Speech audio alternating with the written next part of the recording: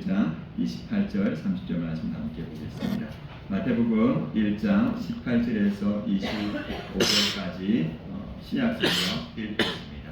우리 한 절씩 교독하도록 하겠습니다. 예수 그리스도의 나심은 이러하니라. 그의 어머니 마리아가 요셉과 약혼하고 동거하기 전에 성령으로 잉태된 것이 나타났더니 그의 남편 요셉은 의로운 사람이라 그를 드러내지 아니하고 가만히 두고자 하였다. 이 일을 생각할 때에 그의 사자가 현몽하여 이르되 다윗의 자손 요셉아 내 아내 마리아 데려오기를 무수하지 말라. 그에게 잉태된 자는 성령으로 된 것이라. 아들을 낳으리니 이름을 예수 하라.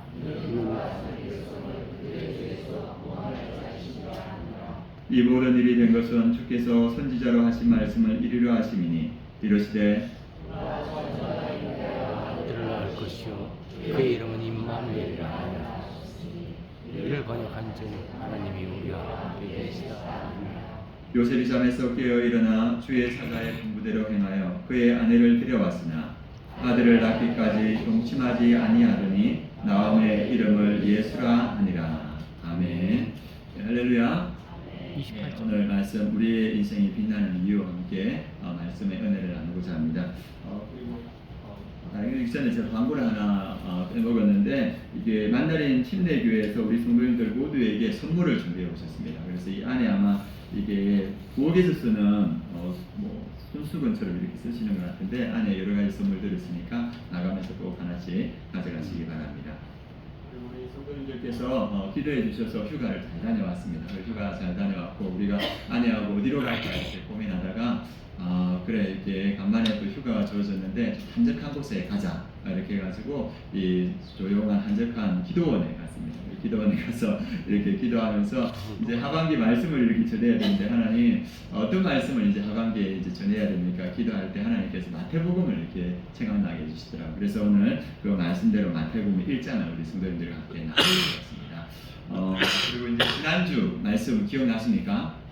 네, 하나님의 복, 우리의 복이신 하나님. 그 다윗이 그 하나님을 복이라 인정하고 고백할 때 그에게 어떤 복이 주어졌는가? 그 다윗은 하나님께서 그에게 보내주신 모든 사람들을 존귀하게 여겼다. 그래서 하나님은 다윗은 하나님이 복이시기 때문에 하나님이 보내준 사람들이 다 복이다 여기면서 존귀하게 되겠습니다. 그래서 제가 생각할 때 우리 성도님들에게 보내준 모든 사람들이 복인 줄 믿습니다. 하나님께서 여러분들에게 보내준 사람들은 복으로 보내주신 겁니다. 그래서 목자가 목녀가 복이고 우리 목원들이 복입니다. 그래서 귀하게 대할 때 존귀하게 대할 때 그 하나님의 복이 그 성도들을 통하여서 우리 각자에게 흘러 들어가는 걸 봅니다. 그래서 다윗은 나의 즐거움은 그들에게 있도다. 하나님께서 복으로 보내주신 그들에게 나의 기쁨과 즐거움이 있단 말입니다. 그리고 다윗은 복이신 하나님께서 정해준 그 기업을 소유를 즐겁게 아름답게 여겼습니다. 그래서 그 다윗은 자기의 가정과 자기의 지역들을 하나님께서 줄로 채워주셨기 때문에 이것이 축복이다. 그래서 그에게 보내준 걸 가장 아름답게 갖고 왔습니다. 그럴 때 하나님께서 그에게 복을 주셨습니다. 마찬가지입니다. 하나님 복이신 하나님께서 우리에게 가정을 주셨고 우리 공동체를 주셨고 우리에게 기업을 주셨습니다. 그래서 그것들 우리가 복으로 여기고 아름답게 갖고 갈 때 하나님의 복이 그것을 통하여서 우리에게 임한다고 지난주에 말씀을 드렸습니다. 마지막으로 이 다윗은 복이신 하나님을 가장 앞세웠습니다. 하나님이 복이시기 때문에 자기의 삶에 앞세울 때 그 하나님께서 다윗의 삶에 생명길을 열어가시고 영원한 즐거움과 영원한 기쁨으로 함께 하셨다 이렇게 말합니다. 복이신 하나님을 우리 앞에 세울 때 하나님께서 우리에게도 생명의 길을 열어가실 줄 믿습니다. 우리 가정의 길을 열어가시고 우리 사업의 길을 열어가시고 우리의 모든 생명의 길을 하나님께서 열어가십니다. 그리고 그 가운데 우리에게 영원한 기쁨과 영원한 즐거움으로 함께 하신다. 그 말씀을 주셨습니다. 그리고 이제 오늘은 우리의 인생이 빛나는 이유, 우리 지금 단기 선교팀이 13명이 여기에 와 있습니다. 우리는 어떻게 준비했냐면 이분들이 한국 투어를 하러 와서 우리 교회에 잠시 시간 될 때 함께 하는 거라 생각했는데 이분들은 몇 달간 우리 교회 단기 선교를 준비해 오신 거예요. 그래가지고 선물도 다 준비하고 이렇게 영어 스쿨 시간들도 이게 밤을 새면서 이렇게 준비해 오셨더라고요. 그렇게 하고 이제 특성과 스키 드라마를 준비해 오셨는데 참 귀하다는 생각이 들었습니다. 그래서 그분들을 볼 때 그 13명 소중한 아이부터 우리 전도사님과 사모님 볼 때 참 빛난다 이런 생각이 들더라고요. 그리고 또 제가 우리 성도님들을 볼 때 우리 성도님들이 빛나시는 거예요. 그래서 왜 우리 그 단기 성교사님이 빛날까, 우리 성도님들이 빛날까 생각할 때 오늘 말씀이 그 이유를 말해주고 있습니다. 우리 인생이 빛나는 이유가 무엇인가? 오늘 우리가 마태복음 1장을 살피고 11장을 살필 것인데 우리 인생이 빛나는 이유, 마태복음 1장에 족보가 쭉 나옵니다. 이 족보에서 보여주는 건 뭐냐면 우리 인생이 빛나는 이유가 뭐냐? 우리 인생이 예수 그리스도와 연결되었기 때문에 빛난다. 이것을 이야기해주고 있습니다. 우리 1장 1절 PPT는 안 나오지만 우리가 성경을 보면서 한번 읽어보도록 하겠습니다. 우리 함께 같이 읽겠습니다. 아브라함과 다윗의 자손 예수 그리스도의 계보라. 그래서 속구가 이렇게 쭉 나옵니다. 누구의 속구부터 나오냐 하면 아브라함부터 이렇게 나옵니다. 아브라함 믿음의 조상이라고 우리가 말하고 있습니다. 이 아브라함이 믿음의 조상이고 그 부자였고 그리고 믿음이 탁월했던 사람입니다. 그런데 이 아브라함이 예수 그리스도와 연결되지 않았다면 탁월한 족장으로 그의 삶은 끝마쳤을 겁니다. 그런데 이 아브라함이 예수 그리스도와 연결되었기 때문에 우리에게도 빛나고 하나님께도 빛나는 사람이 되었습니다. 이 아브라함에게 어떠한 은혜가 있었냐 하면 2000년 전에 사람이었지만 이 아브라함이 예수 그리스도를 바라봤습니다. 그래서 요한복음 8장 56절에 예수님께서 친히 이렇게 말했습니다. 한번 띄워주시겠습니까? 예수님께서 아브라함을 보고 이렇게 말합니다. 너희 조상 아브라함은 나의 때 볼 것을 즐거워하다가 보고 기뻐하였느니라. 그래서 이 아브라함은 예수 그리스도의 때 장차 오실 예수 그리스도의 날을 바라보면서 기뻐했다 이렇게 말합니다. 2000년 전에 아브라함이 예수 그리스도를 바라봤다. 성경은 그렇게 말하고 있습니다. 그리고 땅의 모든 족속이 너로 말미암아 복을 얻을 것이다. 이 약속을 해주셨는데 그 약속을 하나님은 복음을 전했다 이렇게 말합니다. 그래서 갈라디아서 3장 8절에 이렇게 말합니다. 하나님이 이방을 믿음으로 말미암아 의로 정하실 것을 성경이 미리 알고 먼저 아브라함에게 복음을 전하되 모든 이방인이 너로 말미암아 복을 받으리라 하였느니라. 이렇게 해서 아브라함은 하나님께서 자기에게 아들을 주실 것도 믿었지만 자기 뒤에 세워질 어떤 사람을 통하여서 모든 민족이 복을 받을 것이다. 메시아가 자기를 통해서 태어날 것이라는 바라보는 그 믿음이 있었습니다. 그래서 아브라함은 자기의 삶에서 삶이 끝난 것이 아니고 예수 그리스도와 연결되는 사람이 되었습니다. 아브라함과 같은 족장이 이것이 시대에 얼마나 많았겠습니까? 그러나 탁월한 족장으로 끝나지 않고 영원히 빛나는 믿음의 조상이 되었던 것은 뭐냐면 이 아브라함이 그 예수 그리스도와 연결되었기 때문에 영원히 빛나는 사람이 되었습니다. 우리가 잘 아는 그 다음에 다윗의 자손이라고 말합니다. 이 다윗도 탁월한 왕이었고 이 다윗이 이스라엘의 이상적인 왕이었고 메시아의 약속의 핵심 인물입니다. 그래서 이 다윗을 통하여서 하나님께서 많은 말씀을 전해 주십니다. 그런데 다윗과 같은 훌륭한 왕은 많습니다. 그런데 이 다윗이 어떻게 그 믿음의 위대한 왕이 되었는가? 그 다윗도 결국은 예수 그리스도와 연결되었기 때문입니다. 다윗에게 예수님에 대해서 이렇게 예언해 주신 말씀이 사무엘하 7장 16절입니다. 사무엘하 7장 16절에 이렇게 말합니다. 내 집과 내 나라가 내 앞에서 영원히 보존되고 내 왕위가 영원히 경고하리라 하셨다. 하나님께서 다윗에게 1000년 전에 이 약속을 해 주셨습니다. 그리고 사도행전 2장 31절에 보면 이 다윗에 대해 이렇게 말합니다. 그는 선지자라. 다윗을 보고 말하고 있습니다. 다윗은 선지자라. 하나님이 이미 맹세하사 그 자손 중에서 한 사람을 그 위에 앉게 하려 하심을 알고 미리 본고로 그리스도의 부활을 말하되 이 다윗이 1000년 전에 그리스도의 부활을 이야기했다는 겁니다. 그래서 이 다윗이 그냥 탁월한 왕으로 끝나지 않고 우리에게 영원히 빛나는 왕으로 서 있는 것은 이 다윗이 예수 그리스도와 연결되었기 때문입니다. 그래서 1장은 아브라함과 다윗의 자손 예수 그리스도의 계보라. 아브라함의 계보, 다윗의 계보를 통해서 맨 끝에 누가 태어나냐 하면 예수 그리스도가 태어나는 겁니다. 그래서 이 예수 그리스도의 빛이 2000년 전에 있었던 아브라함에게 비치고 1000년 전에 있던 다윗에게 비쳤기 때문에 이들의 삶이 빛나는 삶이라고 볼 수 있습니다. 그리고 5절에 보면 두 사람의 여인이 나옵니다. 5절 같이 한번 읽어보겠습니다.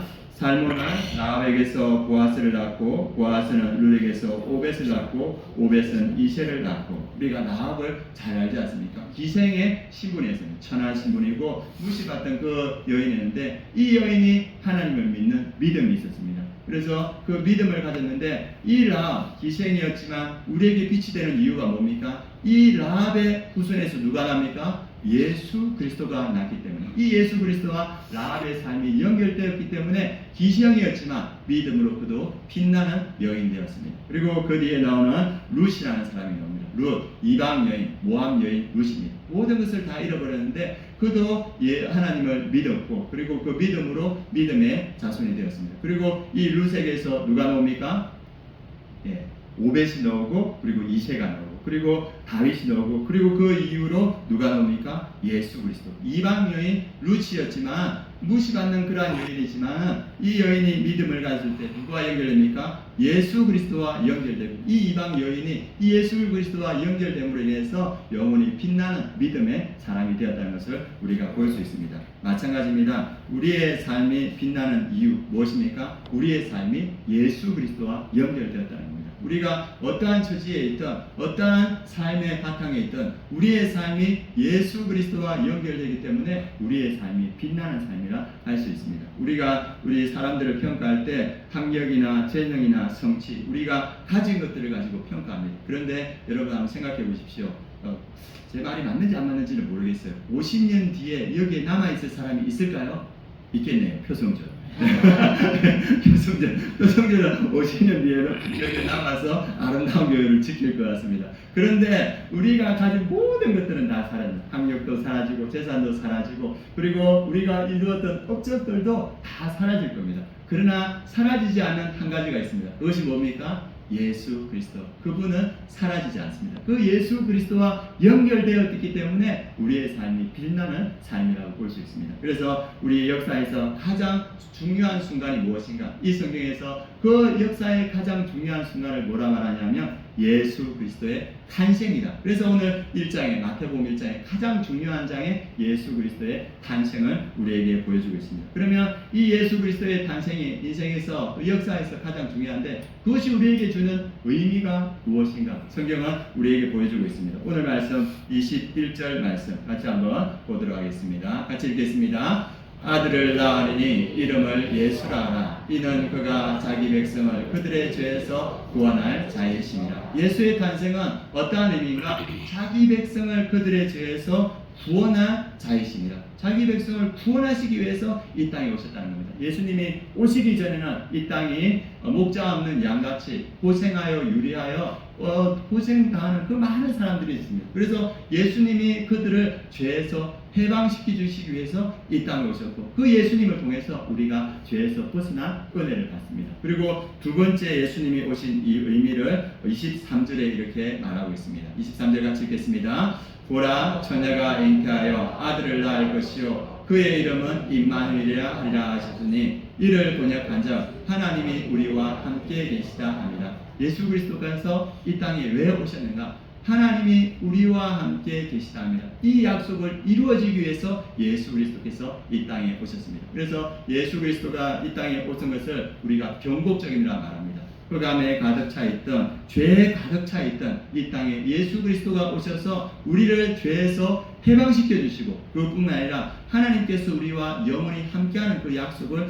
이루어 주셨습니다. 그래서 예수님이 이 땅에 오심으로 이 땅에 생명의 빛이 비차기 시작했고 역사의 새로운 전환점이 생겼다고 이렇게 말합니다. 그래서 마태복음 1장은 한 아기의 탄생을 기록한 것으로 끝나는 것이 아니고 인류의 방향을 바꾸신 그러한 역사의 전환점이라 이렇게 말하고 있습니다. 그래서 오늘 말씀해 보면 마태복음 1장 1절에서부터 16절 17절까지는 수많은 사람들의 계보가 이렇게 이어지고 있습니다. 그들이 의미가 있는 이유는 무엇인가? 예수 그리스도와 연결되어서 구속적인 의미를 가졌기 때문에 그들의 삶이 의미가 있고 우리의 삶에 의미가 있는 건 뭐냐면 우리가 예수 그리스도를 못 얻은 사람들이었는데 예수 그리스도와 연결됨으로써 우리의 삶에 빛이 있고 의미가 있는 삶이라 이렇게 말하고 있습니다. 그래서 우리가 예수 그리스도를 통하여서 새로운 삶을 살게 되었다. 그것을 오늘 성경은 말해주고 있습니다. 두 번째는 이 우리가의 삶이 빛이 되는 삶이 되는 이유가 뭐냐 하면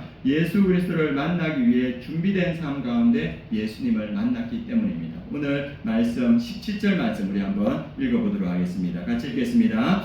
그런즉 모든 대수가 아브라함부터 다윗까지 14대요 다윗부터 바벨론으로 사로잡혀 갈 때까지 14대요 바벨론으로부터 사로잡혀 간 후부터 그리스도까지 14대더라.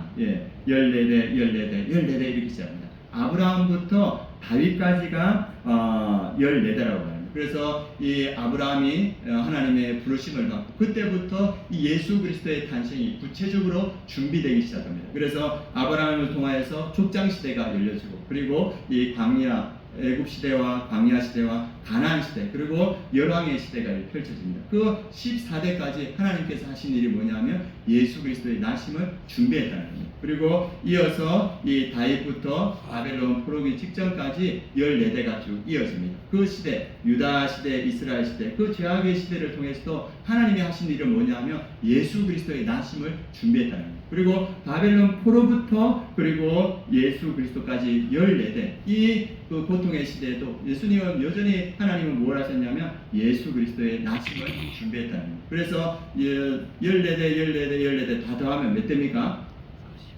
42대죠. 그죠? 이 42대 역사로 치면 2000년의 기간입니다. 2000년의 기간 동안 하나님께서 하신 일은 뭡니까? 예수 그리스도의 나심을 예언하시고 준비하시고 때가 되니까 예수 그리스도가 이 땅에 나셨다는 겁니다. 그러면 이것이 우리의 삶에 주시는 의미는 무엇인가? 우리의 삶이 이 굴곡이 있고 어려움이 있고 아까 찬양처럼 눈물 나는 일이 많은데 그 삶을 통하여서 하나님께서는 우리의 삶을 그 삶을 인도하셔서 예수 그리스도를 만날 수 있는 그 때를 준비하시고 우리의 인생의 그 시간들을 통하여서 예수 그리스도를 만나게 하셨다는 겁니다. 우리 성도님들의 삶의 이야기를 간증들을 많이 들어봅니다. 그러면 삶에 어려웠을 때 가장 결정적인 어려움을 통하여서 예수 그리스도를 만났다는 거예요. 우리 수양에 갔을 때 양혜영 집사님 하실 때 여러 가지 임신도 겹치고 사업도 어려웠고 남편이 또 직장 생활도 하시고 그 여러 가지 어려움 가운데 어찌하지 못하는 그 상황 가운데 교회에 들어가게 됐는데 그 십자가가 자기를 부르셔서 그 자리에서 예수 그리스도를 만났다고 고백했습니다. 하나님이 우리 인생을 이끌어 갔을 때 어디로 인도하십니까? 예수 그리스도를 만날 수 있는 그 자리로 인도하신다는 겁니다. 우리의 고통과 우리의 아픔이 의미 없는 것이 아니고 그 고통과 아픔을 통하여서 하나님께서는 우리를 예수 그리스도를 만나게 해주셨다는 겁니다. 그래서 우리의 삶의 순간순간 하나님께서 인도하셨다. 은혜의 자리까지 예수 그리스도를 만나는 그 자리까지 인도하셨다는 겁니다. 그래서 우리의 삶에 그 예수 그리스도를 만나는 자리가 의미가 있다는 겁니다. 우리가 조금 전에 라합이라는 여인에 대해서 함께 나눴는데 이 라합의 집안과 같은 집안에서 태어난 한 사람이 있습니다. 이 사람이 있는데 자기가 어렸을 때 아버지가 술집을 하셨대요. 우리 기생들을 몇 명 이렇게 불러놔가지고 그 기생들을 가지고 술집을 하고 그래 돈을 벌었는데 그 아버지가 그 집을 하다가 어느 날 보니까 아버지가 삶의 의욕을 놓고 그냥 이렇게 모든 것을 체념하고 나서 그냥 비명 행사로 돌아가셨대요. 그때가 자기가 중학교 2학년 때였답니다. 그래서 아버지가 돌아가셨고 형은 동두천 그 기지톤을 전전하다가 젊은 시절에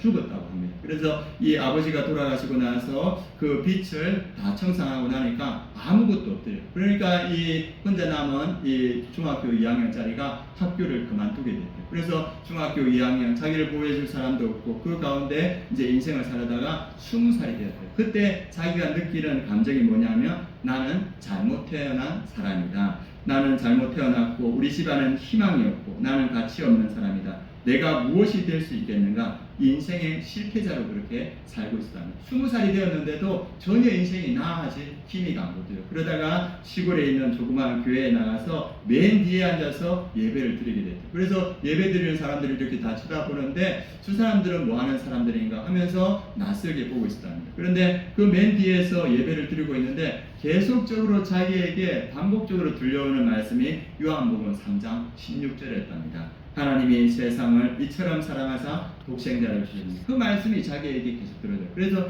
이성으로는 납득이 안 하는데 어느 날 성령으로 그 말씀이 자기 안으로 들어오더랍니다. 그러면서 자기가 두 가지를 그 20살짜리 중학교 2학년 중퇴하고 인생이 막막한 그 20살짜리에게 두 가지 깨달음이 왔답니다. 그 깨달음이 뭐냐면 첫째는 하나님이 나를 사랑하신다. 자기를 사랑하셔서 그 아들을 나를 위해서 십자가에 내주셨다. 그것이 자기에게 믿어지더랍니다. 두 번째는 자기의 정체성에 대한 깨달음이 이렇게 왔다고 합니다. 그래서 다시는 평생 망한 술집에서 태어나 가치 없는 사람처럼 여겼는데 그가 이 말씀을 통해서 나는 버려진 사람이 아니라 하나님께서 아들의 생명을 내어주신 만큼 나는 귀한 존재다. 그 깨달음이 자기에게 들어왔다고 합니다. 그러면서 그 말씀이 자기 인생을 완전히 바꾸었어요. 그래서 예수님을 믿고 갑자기 상황이 변한 게 아니에요. 부자가 된 것도 아니고 중학교 중퇴 학력이 바뀐 것도 아니고 아버지가 돌아가셨는데 돌아온 것도 아니고 가정 형편이 한 도와진 것도 아닌데 무엇이냐면 외적인 그대로 조건은 그대로인데 그것을 바라보는 눈이 바뀌었다고 합니다. 그래서 가장 불행했던 것은 가정 환경이 아니라 내가 하나님을 몰랐던 것이 나의 인생의 가장 불행했던 것이다. 그것을 이 청년이 깨달았습니다. 그리고 나서 기도를 합니다. 어떤 기도를 하냐면 하나님 내 환경을 절대로 바꾸지 말아 주세요. 이렇게 기도를 했다는 거예요. 그래서 자기가 이때까지 자기 환경 때문에 자기가 불행하다 생각했는데 예수 그리스도를 믿고 나서는 어떤 믿음이 생겼냐면 이 불행한 환경 때문에 내가 예수 그리스도를 믿게 되었고 이 불행한 자리가 하나님의 축복의 자리였구나. 그래서 이분이 기도할 때, 그 청년이 기도할 때 하나님 내 환경을 절대로 바꾸지 말아 주세요. 그래서 이 사람이 이제 세상을 볼 때 불행하다는 생각했던 환경이 그 환경을 통해서 오히려 예수 그리스도를 만나게 되었고 오히려 그 자리가 은혜의 자리였다. 이렇게 고백하게 되었습니다. 그리고 인생을 해석하는 기준이 바뀌고 나서 이 청년, 20살짜리 청년이 삶이 변했는데 말씀과 기도를 붙들게 됐다. 그래서 말씀과 기도를 붙들게 되고 너무 과하게 하니까 목회자들이 그렇게 하지 마라 이랬는데 말씀과 기도를 붙들게 되고 그리고 그 시골 교회에서 자기가 섬길 일을 찾는 거예요. 그래서 목사님을 졸졸 따라다니면서 중학교 준태인데 목사님 저에게 교사 자리 하나 내어주십시오 하면서 다니면서 교사를 하고 그 다음에 그분이 보니까 구역장, 집사와 여러 교회 직분을 맡았다고 합니다. 그것은 어떤 종교적 성취를 이루기 위한 게 아니고 자기를 구원해 주신 그 기쁨의 은혜가 너무 커서 이렇게 변했다. 그래서 이 사람의 가치관이 딱 하나가 세워졌습니다. 뭐냐면 예수님 한 분이면 충분합니다. 그 가치관이 자기 안에 생겨진 거예요. 그래가지고 나중에 결혼해서 5명의 자녀를 낳았는데 그 자녀들을 이분이 어떤 마음이 줬냐면 이 5명의 자녀들 하나님의 은혜가 너무 크니까 내가 선교사로 다 드리겠습니다. 이렇게 마음을 먹었대요. 그래서 5명의 자녀를 다 선교사로 이렇게 보냈대요. 이 은혜가 여러분들에게 충만하기를 축원합니다. 안 나올 줄 알았어요. 예, 그런데 일제는 이분이 누군지 아시겠습니까? 네, 여기 다녀오신 분도 있을 텐데 복음학교를 아마 들어보셨을 때 한번 보여주십시오. 이분이 누구냐면 중학교 중퇴자인데 우리 한국과 전 세계를 다니면서 복음을 전하는 김용희 선교사입니다. 그래서 우리 멘토 목사님도 저 학교 꼭 한번 가보라고 이야기하더라고요. 중학교 중퇴자이고 술집하던 아버지 밑에서 자랐던 그러한 사람입니다. 그런데 20살 때 예수 그리스도를 만나고 하나님이 나를 사랑하신다. 하나님이 그의 아들을 내어놓으면서 나를 구원할 만큼 나는 가치 있는 사람이다. 그 믿음이 들어가니까 주님 한 분이면 충분합니다. 그래서 그의 자녀들을 믿음의 자리로 보내고 그리고 이 김성교 선교사님이 요즘 유튜브에 자주 뜨더라고요. 아주 강력하게 말씀을 전하시더라고요. 그래서 이분이 누군가 하는데 말씀을 준비하면서 딱 그 생각이 드네요. 김용혜 선교사님의 아들이 이분일 수 있겠다. 그래서 찾아보니까 이 김성교 선교사님이 이 김용혜 선교사님의 막내 아들입니다. 그래서 지금 젊은 청소년에게 청년에게 믿음의 도전을 하고 있습니다. 한 영혼, 실패하고 나는 실패로 태어났다고 생각했던 그 한 영혼이 예수 그리스도와 연결되고 그리고 예수 그리스도를 만남으로 인해서 그의 인생이 변화되고 하나님 내 환경을 바꿔주지 마십시오. 이 환경을 통해서 내가 예수 그리스도를 만났습니다. 그의 삶이 변화되고 그의 가정이 변화되고 그의 자녀가 변화되는 모습을 봅니다. 우리 인생이 빛나는 이유가 무엇입니까? 예수 그리스도와 우리 인생이 연결되기 때문에 빛나는 줄 믿습니다. 우리 인생이 빛나는 이유가 뭡니까? 우리가 어렵던 그 환경을 통하여서 예수 그리스도를 만났기 때문에 우리가 변화됐기 때문에 우리가 빛난다고 이렇게 말할 수 있습니다. 그래서 우리의 삶이 예수 그리스도를 통하여서 우리가 우리 성도님처럼 여전히 빛나는 삶으로 살고 있다는 것을 성경은 말해주고 있습니다. 그리고 세 번째 우리의 삶이 빛날 수 있는 이유 마지막인데 예수 그리스도와 함께 멍에를 메고 짐을 지는 삶이 우리 인생의 가장 빛나는 삶이다 이렇게 볼 수 있습니다. 어제 우리 만다린 교회에서 오신 분들하고 이제 같이 저녁 식사를 했습니다. 식사를 하고 그 오신 대표로 오신 전도사님하고 그리고 사모님하고 같은 테이블에서 이야기를 했습니다. 그래서 전도사님은 오영일 전도사님하고 같이 3년 동안 공부하셨더라고요. 그래서 오영일 전도사님을 칭찬하시더라고요. 너무 고맙다고. 왜 하냐니까 밥을 많이 사줘서 너무 고맙다고. 그래서 항상 옆에서 도와주고 학업을 도와주고 그랬더라고요. 그래서 이야기하면서 저도 홍콩 문화 어렸을 때 보면서 자랐다고. 우리 예전에 홍콩 영화 많이 봤지 않습니까? 네, 주연만 이거 봤고 저는 청소년 시절에 그 김경사님 아십니까? 네, 하고 천미미 보면서 청소년의 감수성을 키워왔습니다. 그래서 그거 보면서 이렇게 이야기하는데 그 두 분 같이 이야기하는데 그분이 홍콩에서 4년 신학을 하고 그 다음에 한국에 와서 침례 신학교에서 3년을 신학을 했더라고요. 그 신학하는 가운데 그 아내분 사모님은 한국에 와서 일하면서 돈 벌어가지고 남편의 학업을 돕고 그랬더라고요. 그래서 이 볼 때 아 참 두 분의 삶이 참 빛나는 삶이다 이런 생각이 들었더라고요. 그래서 우리 교회에서 좋은 프로그램이 많은데 우리 교회 멘토링하고 제자훈련 그리고 가정교회를 잘 배워가시면 좋겠다 이렇게 해서 말씀을 드렸습니다. 그분들이 우리 교회에 온 이유도 뭐냐 하면 오영일 전사님이 우리 교회 목장 모임 너무 은혜롭게 잘 된다. 우리 명일 교회에 있을 때 그 이야기를 자주 했어요. 그러니까 홍콩에서 그 이야기를 기억하고 있다가 13분이 우리 교회에 또 이렇게 좋은 것들 목장 모임 이런 걸 배우고 왔습니다. 그래서 그 두 분을 볼 때 참 빛나는 삶이다 이런 생각이 들었습니다. 오늘 마지막으로 예수님께서 이 땅에 오셔서 하신 말씀 그분이 이 땅에 죄를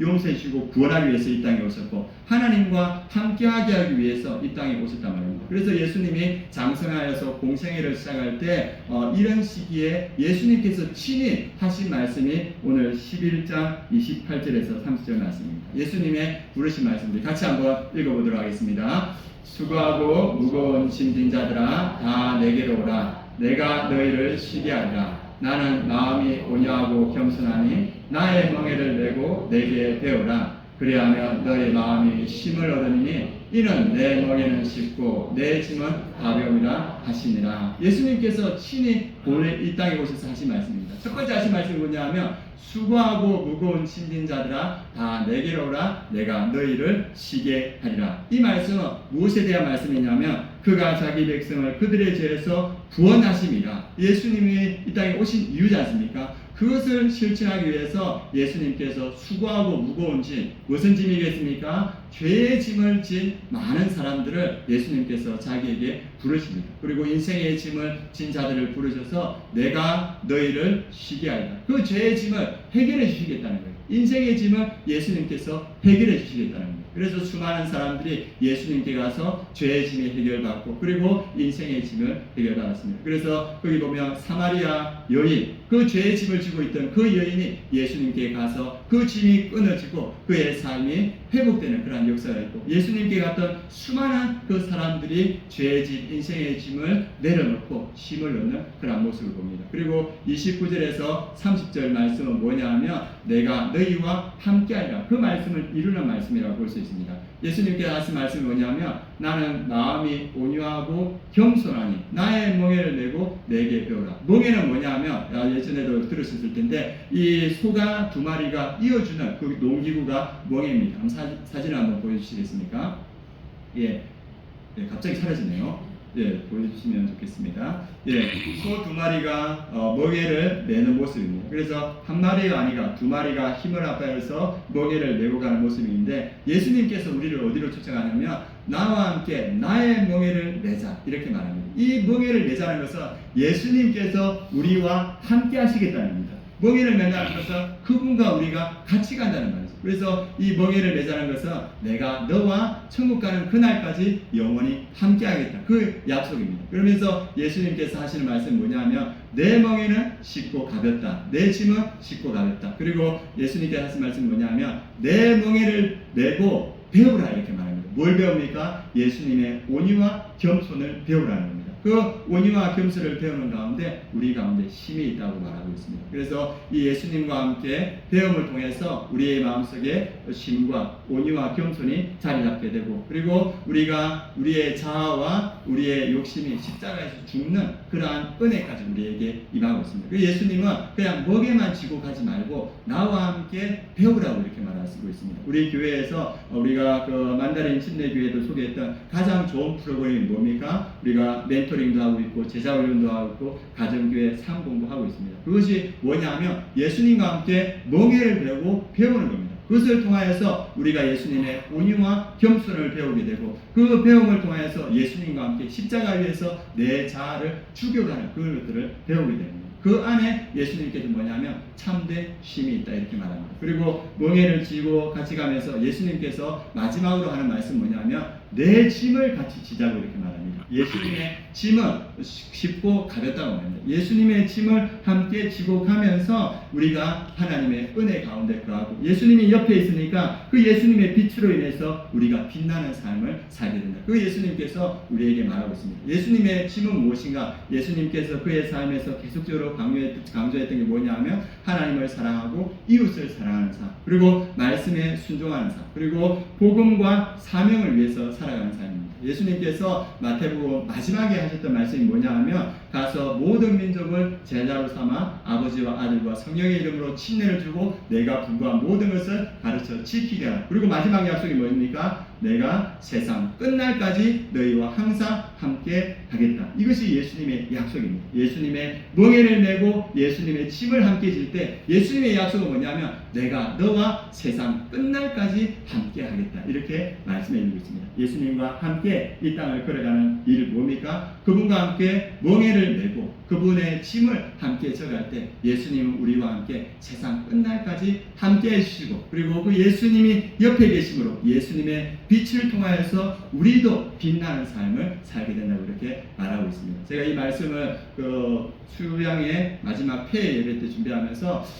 그날 두 번째 날 저녁에 하나님 그러면 예수님의 멍에를 메고 그리고 예수님의 짐을 지고 배우면서 힘과 평안과 축복을 얻은 사람이 누굽니까? 성도님들에게 말할 때 구체적인 예가 필요하지 않겠습니까? 이렇게 하고 기도를 하면서 했습니다. 그때 예수님께서 주시는 말씀이 너다. 이런 마음을 주는 거예요. 그런데 이제 그 마음을 받았는데 제가 폐회에서 그 사람이 납니다. 이렇게 어떻게 말하겠습니까? 얼마나 부끄럽습니까? 개변적으로. 그래가지고 이건 아닌 것 같다. 그래서 더 기대해 보니까 우리 멘토 목사님입니다. 우리 멘토 목사님이 멘토링과 제자훈련과 그리고 가정교회를 통하여서 교회를 잘 세워가고 그 안에서 행복과 축복을 누려가고 있구나. 그 생각이 들어서 그분이 멘토 목사님입니다. 이렇게 얘기했거든요. 그래서 제가 좀 하나님 앞에 죄송한 거예요. 이야기해 줬는데 제대로 말을 못해서. 그래서 여러분에게 이제 고백합니다. 주님께서 이야기했을 때 무조건 사실대로 이야기하겠다 이런 마음이 듭니다. 그래서 중요한 건 뭐냐 하면 예수님과 함께 멍에를 메고 그분을 짐을 지고 우리가 배우며 사명과 복음을 위해 살아갈 때 주님께서 우리에게 주시는 것은 참된 힘과 빛나는 삶이라는 겁니다. 제가 22살에 예수 그리스도를 믿었습니다. 그리고 예수 그리스도를 믿고 이제 예수 그리스도와 함께 멍에를 졌습니다. 그래서 이제 22살에 예수님을 믿고 이제 제대하고 나서 이제 하나님께서 꿈을 주셔서 이 대학교 가기 위해서 돈을 벌려고 하니까 집에는 돈이 없고 그래서 했던 일들이 저번에도 한번 말씀드렸는데 뭐였냐면 산에 송전탑 아십니까? 송전탑 세우는 일 그냥 세워지지 않거든요. 헬기로 가서 그냥 다 세우는 게 아니고 이 차가 산 올라갈 수 있을 만큼 올라가서 그 철근들을 다 이제 내립니다. 철근들을 다 내리고 이제 차는 돌아가고 나면 그것을 송전탑 세우는 데까지 누가 가지고 가야 되냐? 사람이 힘으로 그것을 송전탑 세우는 데까지 가는 거예요. 그래서 제가 이제 24살입니까? 그때 이제 그 일을 하면서 하루 종일 새벽 5시에 일어나서 봉고차 타고 산 꼭대기에 올라가서 하루 종일 하는 일이 뭐냐 하면 그 철근을 끈에다 메워가지고 그 비탈길을 따라가면서 그걸 송대탑 세우는데 끝까지 올리는 거예요. 그렇게 하면서 하루 종일 하면 내려올 때는 날이 어둑어둑해지면 정말 숟가락 젓가락 한 들 힘도 없는 거예요. 그렇게 일을 하고 이제 그 일들이 송대탑이 다 세워지고 나서는 이제 무슨 일을 했냐면 그 다음에 대나무 공사에서 말씀드렸죠. 그죠? 남쪽에는 대나무들이 되게 많아요. 그래서 일을 하는데 거기에서는 대나무 밭이 산에 많거든요. 그래서 대나무 밭에 산에 이제 대나무를 다 전기톱으로 끊어 놓으면 그것을 한 50개씩 이렇게 묶습니다. 작은 것들은. 그래가지고 어깨에 메고 그 산에서 그 산길을 따라서 50개씩 메고 이다바를 들고 나와서 차에다 그걸 싣습니다. 그래서 친구하고 같이 했는데 친구가 어느 날 저한테 말하더라고요. 현아마, 네 입에서 거품이 난다. 이렇게 얘기를 하더라고요. 그러니까 사람 입에서 개거품이 나는 소리 들어줘서 일이 힘드니까 입에서 보글보글 하면서 거품이 나는 거예요. 그리고 이제 월요일부터 토요일까지 일하고 나서요. 주일에는 이제 제가 믿음을 가졌기 때문에 시골 교회에 가서 아침에는 주일학교 교사, 초등 6학년 교사 맡고 그거 끝나고 나면 성가대 이렇게 하고 오후에는 또 기회가 되면 찬양팀 쓰고. 그런데 지나고 봤을 때 뭐냐면 그 일이 하나도 힘들지 않은 거예요. 그냥 은혜 가운데 기쁨으로 그 시간들을 다 지나가는 거예요.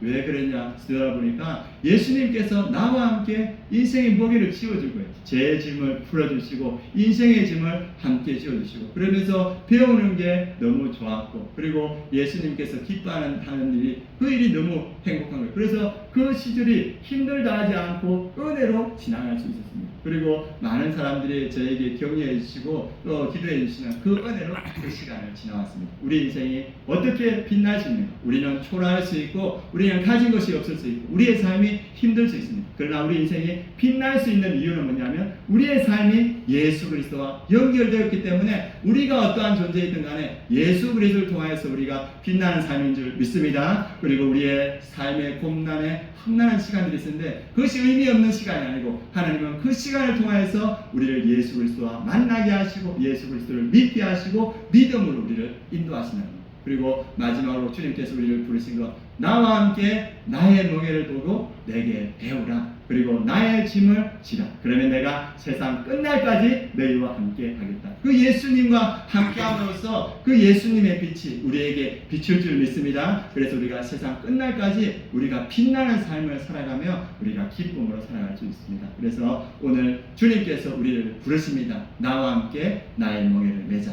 그리고 내게 배우라. 그리고 나의 짐을 함께 지고 가자. 그럴 때 우리의 삶이 영원히 빛나는 삶이 될 줄 믿습니다. 이 은혜가 우리 모든 성도님들에게 충만하길 축원합니다. 그래서 오늘 이 믿음으로 우리를 죄에서 구원하기 위해서 이 땅에 오신 예수님, 우리와 영원히 함께하는 예수님을 찬양하며 주님 앞에 함께 나아가겠습니다.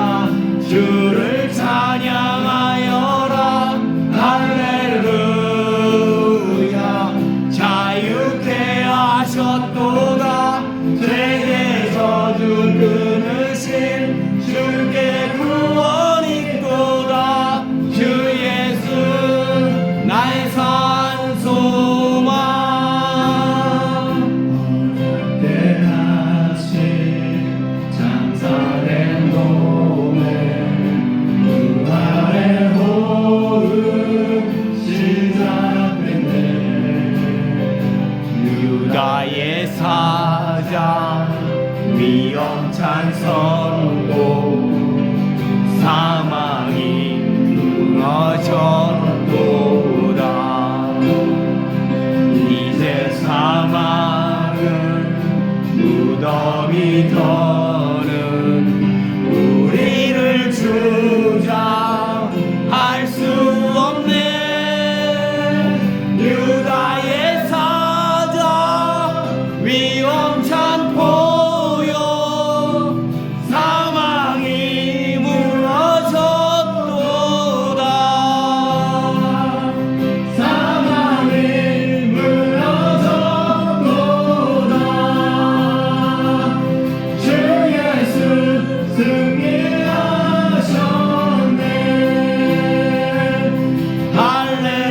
할렐루야 주를 찬양하여라. 할렐루야 자유케 하셨도다. 죄의 저주 끊으신 주께 구원 있도다. 주 예수 나의 산 소망. 할렐루야 주를 찬양하여라. 할렐루야 자유케 하셨도다. 죄의 저주 끊으신 주께 구원 있도다. 주 예수 나의 산 소망. 그리스도 나의 산 소망. 당신은 나의 산 소망. 예수님께서 우리의 소망 되시는 줄 믿습니다. 이 시간 기도할 때 하나님 제가 예수만으로 충만한 삶이 되게 하여 주시옵소서. 아멘. 예수 그리스도와 함께 멍에를 지게 하시고 예수 그리스도와 함께 배우게 하시고 예수 그리스도와 함께 짐을 지는 그러한 삶이 되게 하여 주시옵소서. 주의 사명과 복음을 위해 살아가는 그런 빛나는 삶이 되게 하여 주시옵소서. 이 시간 주여 한번 부르고 합심해서 함께 기도하시겠습니다. 주여 하나님 아버지 우리가 믿음으로 주 앞에 나아갑니다. 주 예수 그리스도를 통하여서 우리의 미약한 삶이 빛나는 삶이 되었음을 주님 고백합니다. 우리의 삶이 어렵다 우리의 삶이 불안할지라도 예수 그리스도께서 우리와 함께한 줄 믿습니다. 하나님 아버지 우리가 예수 그리스도와 힘만으로 충만한 주의 백성들 될 수 있도록 주님 역사하시고 주님 인하여 주시옵소서. 예수 그리스도를 통하여서 우리의 죄의 문제가 해결되는 줄 믿습니다. 하나님께서 우리와 영원히 함께하는 줄 믿습니다. 우리가 예수 그리스도를 기도하고 영원하고 마음으로 만족하는 우리의 주의 백성들이 될 수 있도록 주님 역사하시고 주님 인하여 주시옵소서. 오늘 예수님께서 우리를 부르셨듯이 우리가 예수 그리스도와 함께 그의 멍에를 쥐고 우리 가운데 예수님과 함께 배우고 하나님 아버지 주의 짐을 지며 이 땅을 살아가는 누구나 사명을 위해 살아가는 우리의 삶이 되게 하시고 영원히 빛나는 우리 성도들의 삶이 될 수 있도록 주님께서 역사하시고 주님 인하여 주시옵소서. 주님 인하여 주시옵소서. 주님 은혜하여 주시옵소서. 나의 산 소망.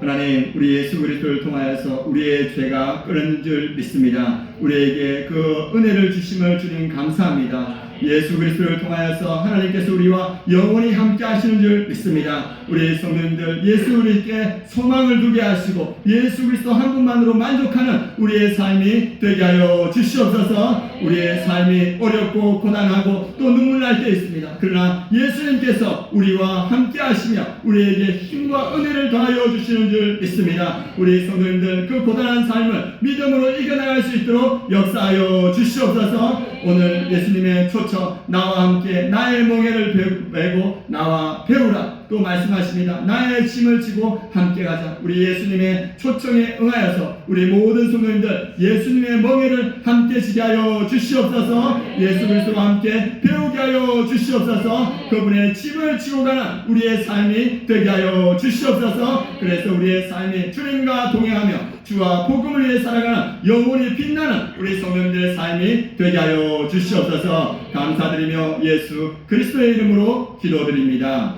아멘. 준비하시는 거 우리 하나님께 올려드리겠습니다.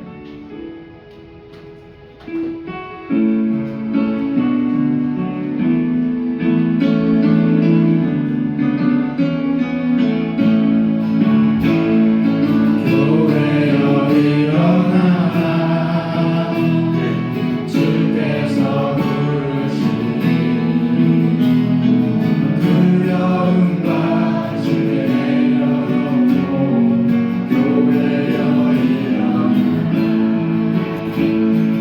교회여 일어나라 주께서 보내시니 우리를 부르신 삶의 자리에서 교회여 일어나라 우린 세상의 빛